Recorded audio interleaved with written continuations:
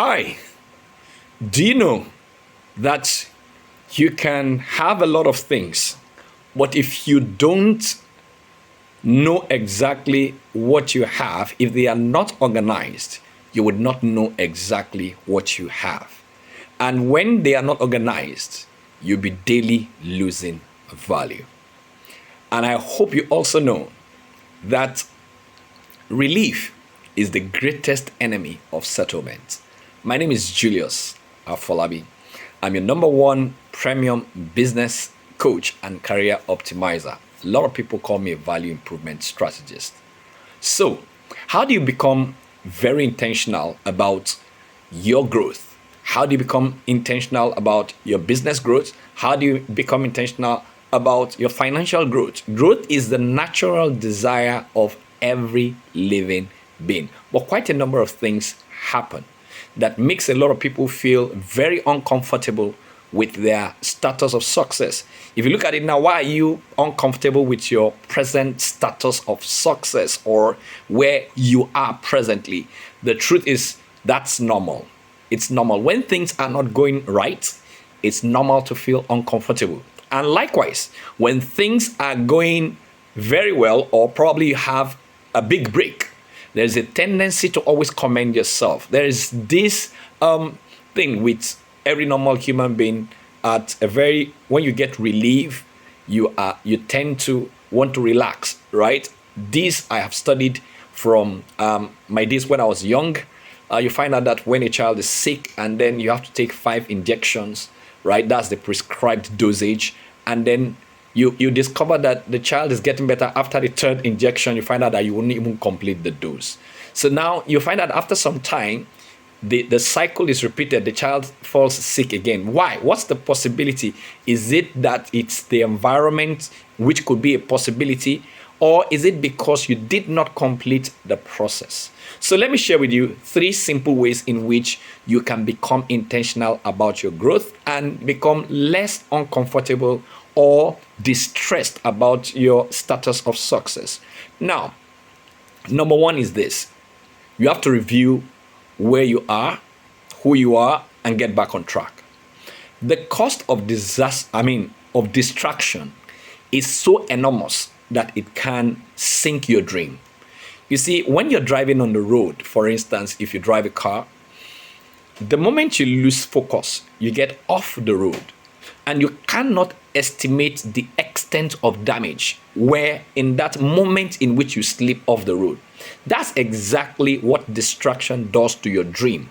And that's exactly what distraction does to your business. What is the business that you are primarily involved in? A lot of people let the shining object syndrome take them away from where they are. So you find them jumping from one business to another. And then you find some people on a job that as soon as they see somebody else doing very well, they want to go to that department. They see a particular department going smoothly. Maybe a lot of people are getting promoted in that department and they want to jump into that department.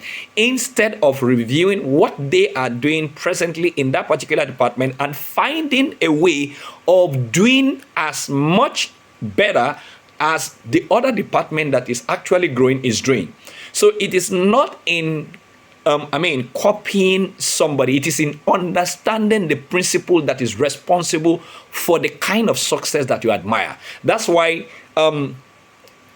face value is deceptive.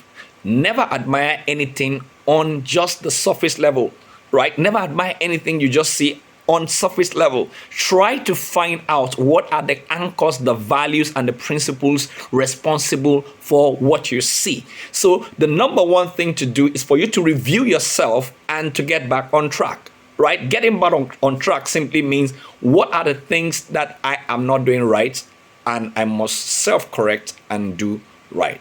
Number 2 is get organized. Like I said, you could have a lot of things, but if you're not organized, you will not be able to value what you have. You won't know the value of what you have, and that will be plummeting your worth in the marketplace.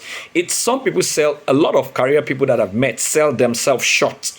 Well, in negotiation, why does that happen? That's because they are coming from a disadvantaged position and they did not go and validate their worth in the marketplace. Now, some people also lose it, or they price themselves below who they are because they cannot organize or package themselves to sell the way they are worth.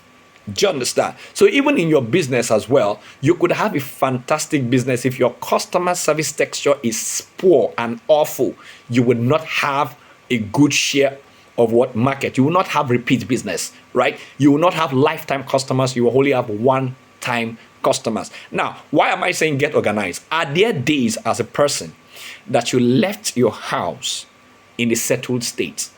Right? You left your house organized, you got to work earlier than normal, right? Are there days like that as a career person? Now, are there some other days that you rushed out of the house, right? Everything just got muddled out and you just had to dash out of the house like that, and you got to work late and before you settle in. Now, I want to ask you a very cheap question. Can you say that the level of productivity at both instances were the same? Absolutely not. And this is the reason why when you have a business structure and you have a system, it is not surprising that your business is going through the roof, right? You're going to be doing very well. So at this particular moment, if your status or of success is not impressing you, it's a time for you to sit back and review how you have been doing, what you're doing, and to be able to know if you're on track or off track. Right? Primarily very important. And then the last thing to do is to embrace process. Normally, when you're disorganized and you're discouraged or you're overwhelmed, what happens is that you begin to lose confidence in yourself. You begin to lose drive to pursue your dream as you ought to.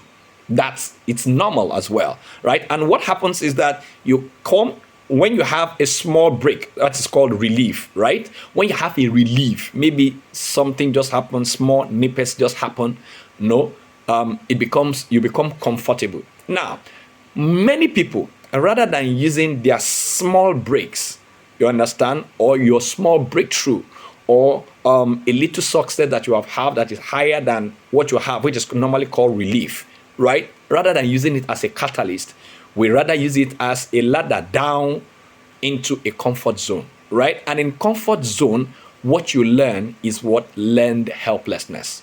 That's what you learn. Relief is the greatest enemy of settlement, right? Once you see a little improvement in what you have had, you lose it, right? You are distracted from increasing your momentum into learned helplessness. And in learned helplessness, what happens is that you just say, this is how it is. This is how you normalize your state. And you find out that rather than growing, you are retrogressing.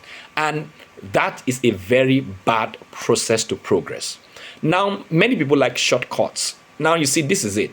With shortcuts, what happens is that you can have a fast and a fat share, but it is temporal. That is not a recipe for sustainable success.